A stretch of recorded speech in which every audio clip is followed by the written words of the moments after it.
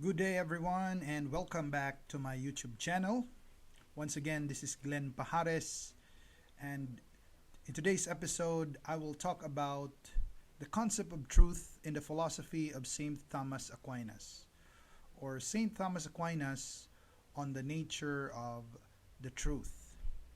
Now, Saint Thomas Aquinas is very famous as one of the leading figures of medieval philosophy, and he's a doctor of the church, specifically the Catholic Church, a philosopher and a theologian, known as the angelic doctor and the sweet doctor, or Doctor Mellifluous.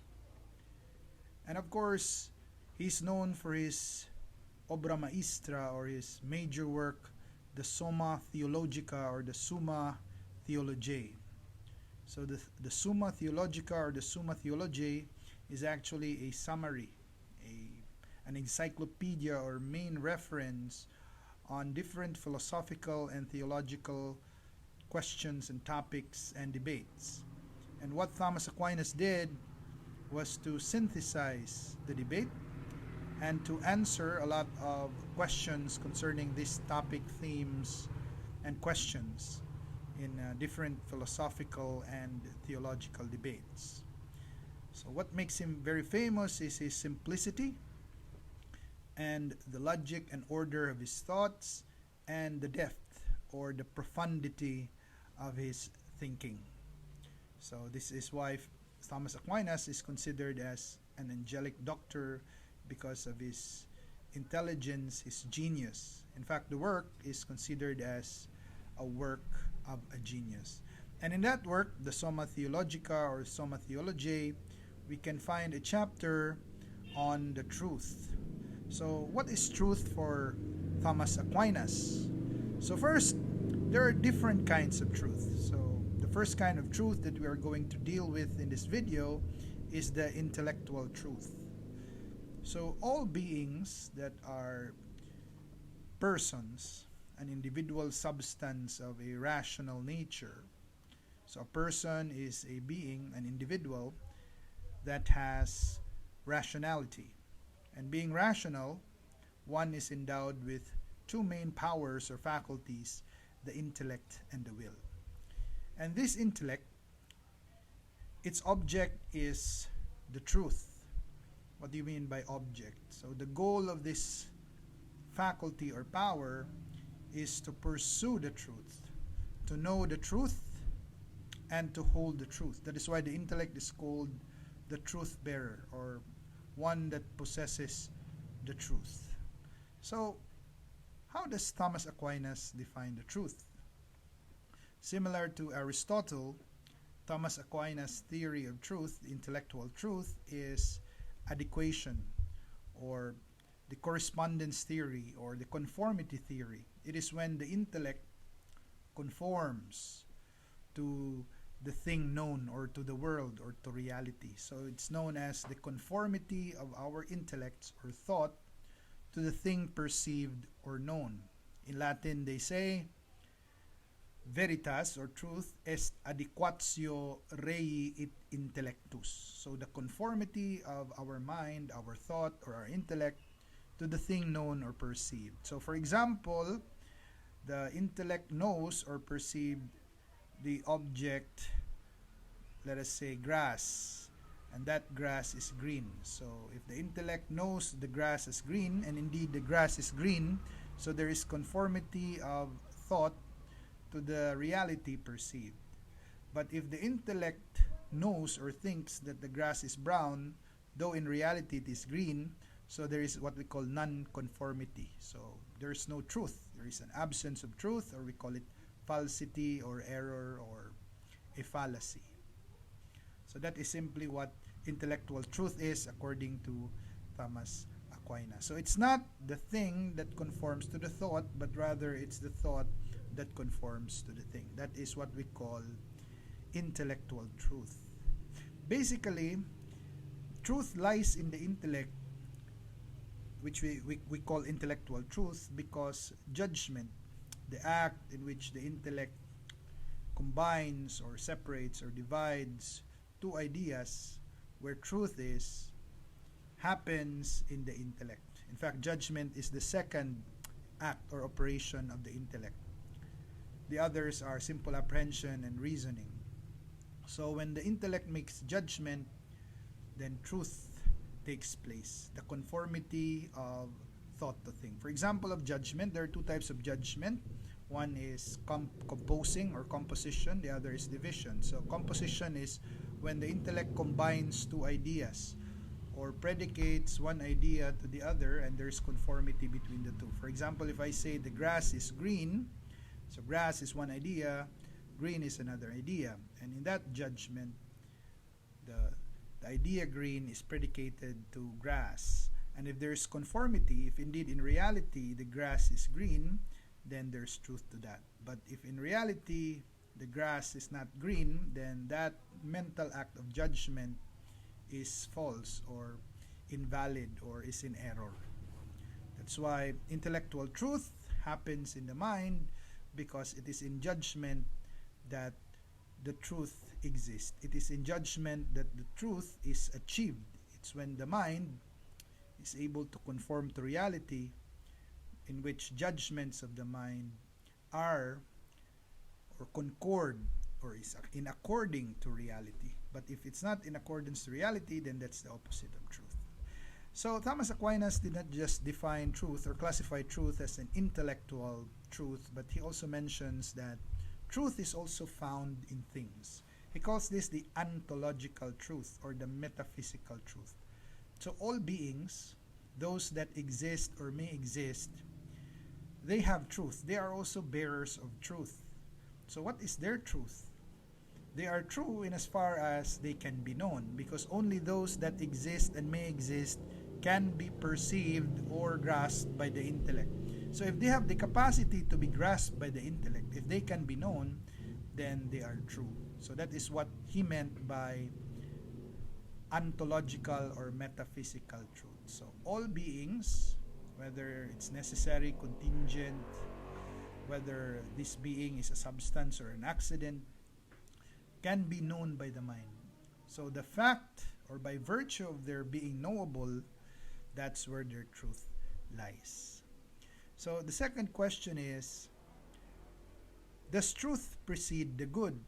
Or which comes first, our knowledge of the good or the truth? So St. Thomas simply says, what comes first, or what is prior, is always the knowledge of the truth, because before the will pursues that which is good, the good first has to be known by the intellect as truth. So the intellect must first know that something exists as good before the will pursues it as good.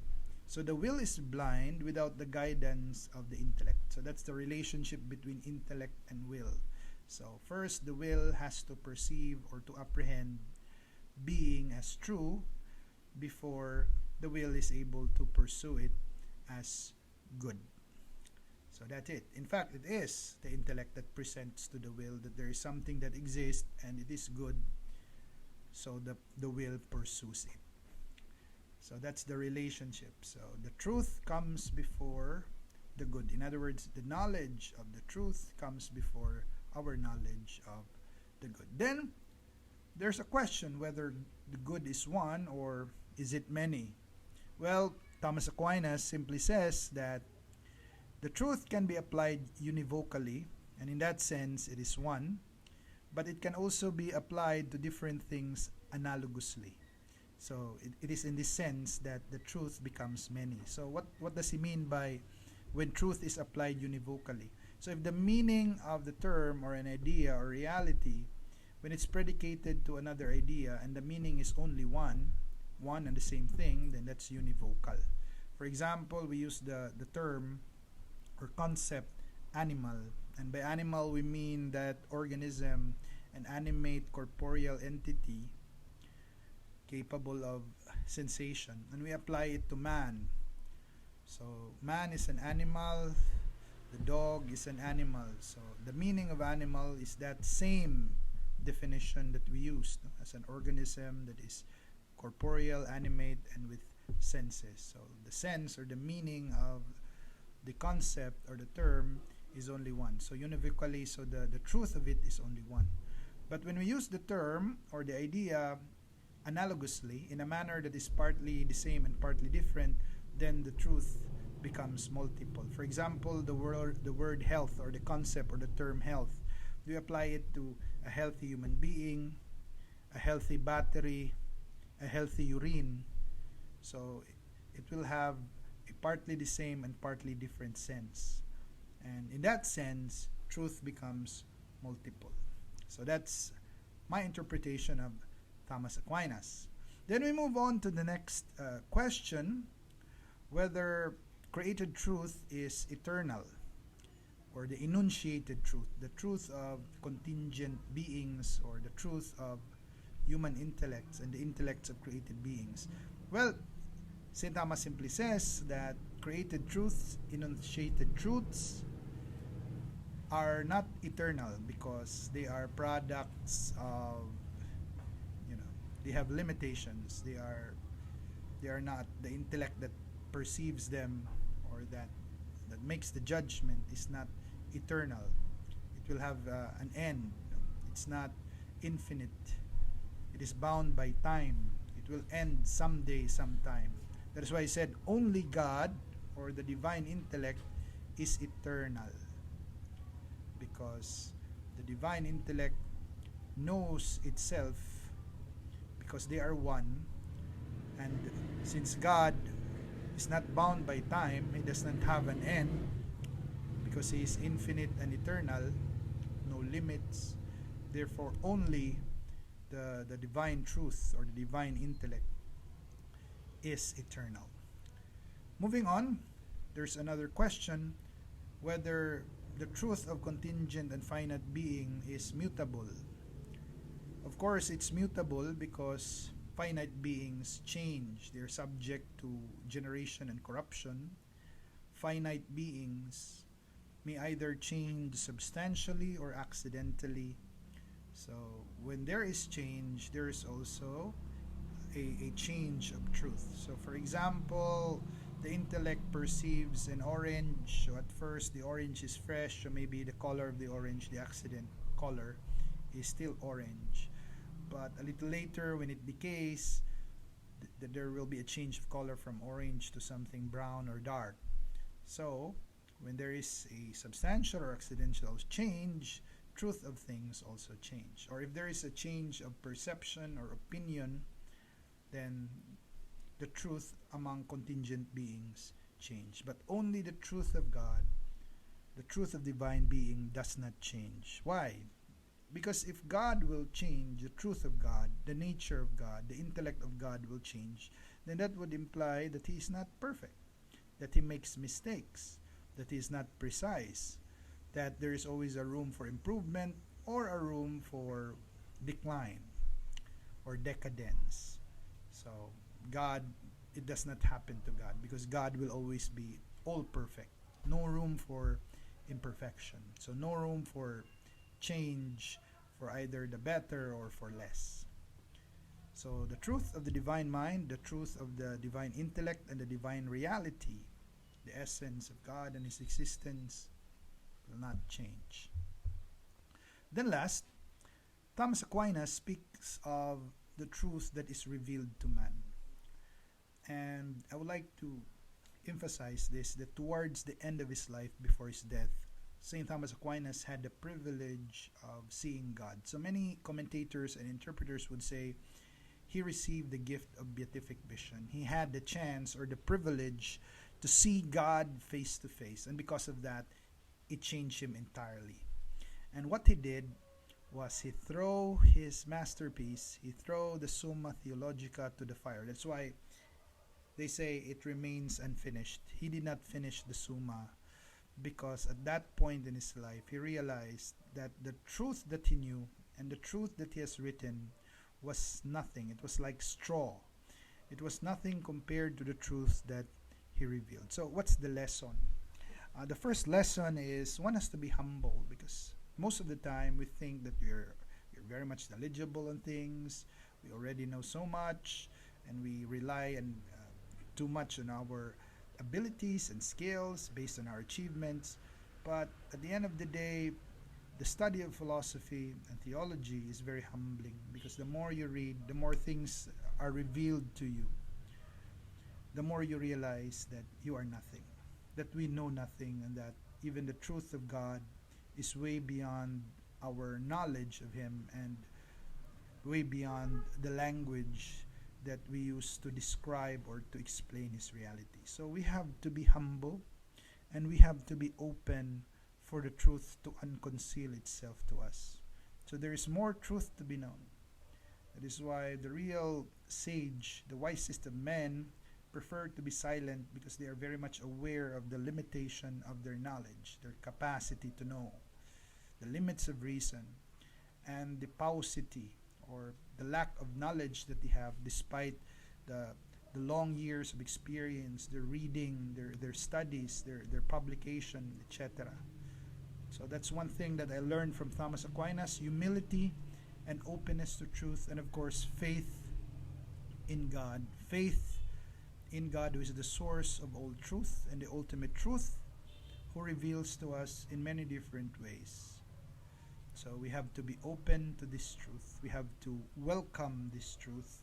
We have to rise above what we already know, or in fact have the courage to let go of what we previously know, just to welcome these new truths that are revealed to us every day, every minute of our lives, especially the truth that God reveals to us. So we need faith. We have to pray for faith. We have to pray for the grace to be humble and to be open. So that's the truth. So no one has the right to say they know much of the truth, because the truth, the greater part of it, is still to be revealed. And the greater part of it is beyond our comprehension. I'm not saying we cannot know the truth. We can know partially, but not totally, because time will come that the truth will be fully revealed.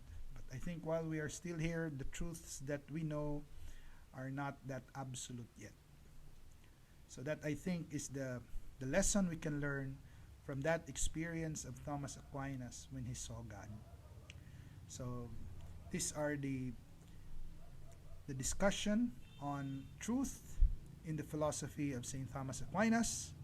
I hope you learned something from this video, and I'm doing this video for my students and to all of you, or for all of you who are studying philosophy or who might be interested in philosophy enthusiasts, and our colleagues also who are reading and learning philosophy every day, either formally or informally. This is a video that I can share to you. So I hope you can also ask questions, give comments and suggestions to improve my future discussions and episodes on philosophy. And by the way, let me greet everyone. Happy feast day of St. Thomas Aquinas. Thank you for watching and listening. Please click like, share, and subscribe to my YouTube channel.